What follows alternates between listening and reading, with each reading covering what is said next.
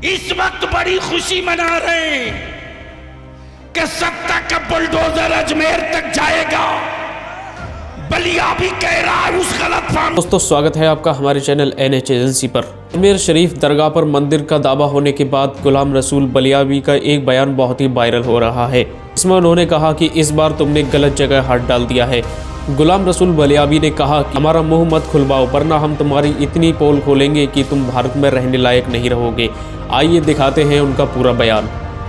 इस वक्त बड़ी खुशी मना रहे हैं कि सत्ता का बुलडोजर अजमेर तक जाएगा।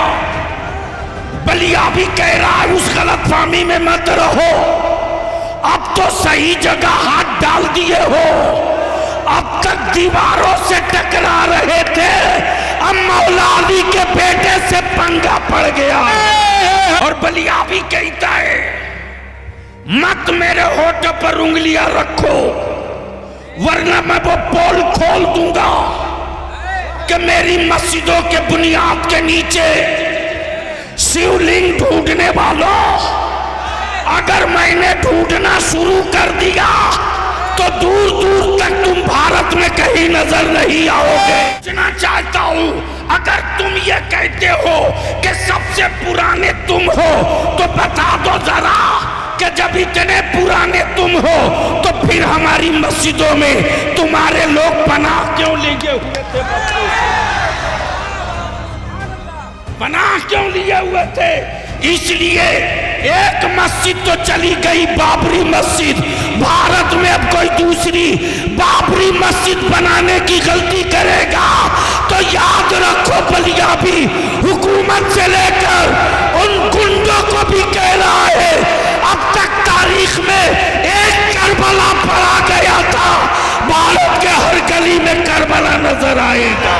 सुभान अल्लाह, सुभान अल्लाह।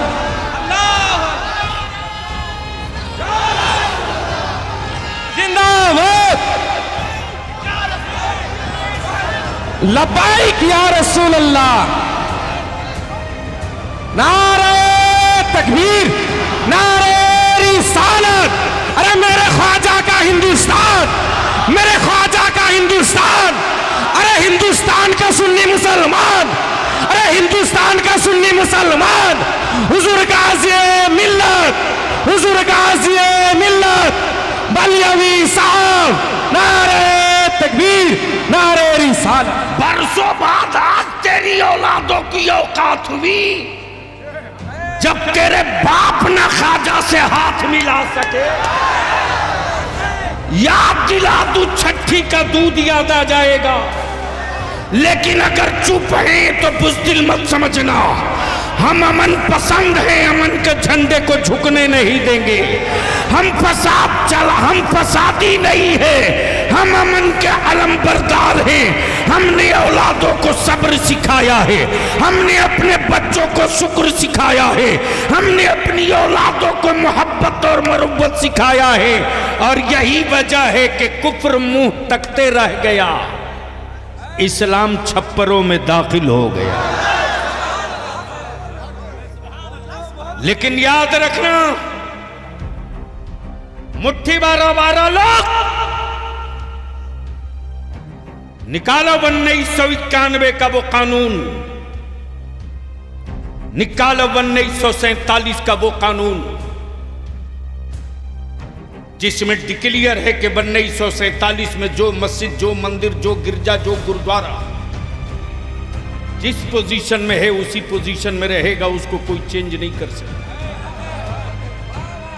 लेकिन ये सत्ता और हुकूमत के पाले हुए विदेशी गुंडे, अमेरिका और इस्राइल के दल्लों भारत के लोगों को धर्म के नाम पे नहीं बांट सकते। 800 साल हुकूमत किया, कहां थे उस वक्त? कहां थे?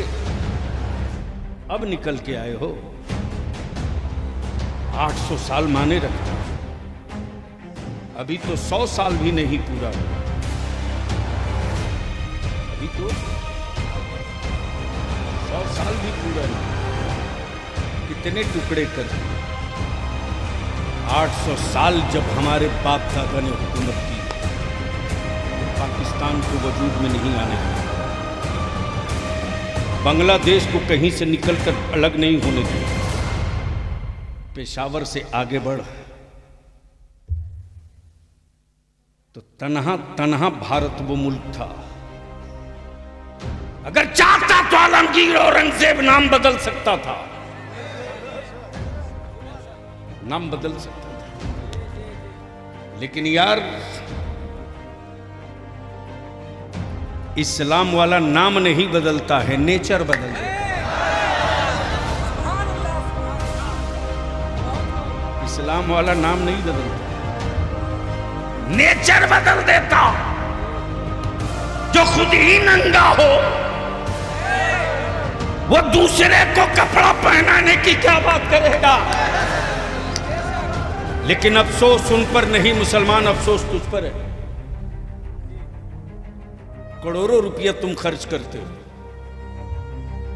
हमें इससे मतलब नहीं कि तुम वोट किसको देते हो किसको दोगे,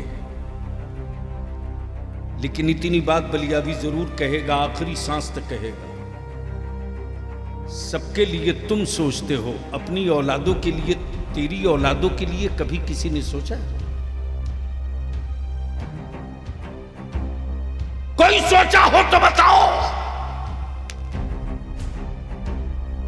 सबसे ज्यादा अगर भारत में स्टेट में किसी की हुकूमत रही तो सेकुलर कहलाने वालों की। अगर इन सेकुलर पार्टियों के नेताओं के दिलों में बेईमानी नहीं होती, तो आज ये बिला वजह के जो कुकुरमुत्ते पैदा हुए हैं ये शायद नहीं होते। लेकिन इनको इस इत्मीनान से पाला गया ताकि मुसलमानों को डरा के रखा जाए। और बलियाबी कहता है किस झाड़ी में पड़े हो, एक अल्लाह से डरने वाली कौम दुनिया में किसी और से नहीं डरती है। और डरेगा वो जिसे ना जाने क्या क्या बनने का डर। हमें कोई डर नहीं, इसलिए कि हम अब्दुल्ला हैं, अब्दुल्ला ही रहेंगे। डर उसको है, डर उसको जिसके यहाँ कोई महशर नहीं है। हमारे यहाँ महशर भी है, शफाअत भी मुस्तफ़ा की है। हाय हाय हाय, वारे मेरे आला हजरत, वारे मेरे आला हजरत। और याद रखना मुसलमानों, हजरत तो रोज पैदा होते हैं, आला हजरत कभी कभी पैदा होता है। वाह वाह वाह, सुभान। आला हजरत। बिल्कुल सही कहा गुलाम रसूल बलियाबी ने। 800 साल से ये लोग कहाँ थे और इनकी किताबें कहाँ थी। जिस किताब का हवाला देकर ये मंदिर बता रहे हैं दरगाह को, इसका क्या सबूत है? ये जिस आदमी ने लिखी है सच ही लिखा है। सिर्फ एक किताब का हवाला देकर के अगर कहा जाए कि प्रधानमंत्री के घर के नीचे मंदिर है तो क्या प्रधानमंत्री का घर भी खोद दिया जाएगा? ये सिर्फ नफरत फैलाने के लिए है और इसके अलावा और कुछ नहीं। आप सबकी इस पर क्या राय है कमेंट में ज़रूर बताएं। चैनल पर नए हैं तो चैनल को सब्सक्राइब करें।